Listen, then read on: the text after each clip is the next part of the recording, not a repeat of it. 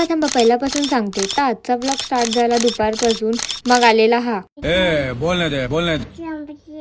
याची भाषा काय मला समजत नव्हती. मग मी गपचूप केली माझी कामं करायला आणि मग मी बघत होती मृदुल शर्माचे ब्लॉग. खूप मस्त असतात त्याचे ब्लॉग. आणि मग आम्ही गेलेलो तलावावर आणि हा बघा इथे रडायचं सोडून हसतोय, मजा येते म्हणजे ह्याला.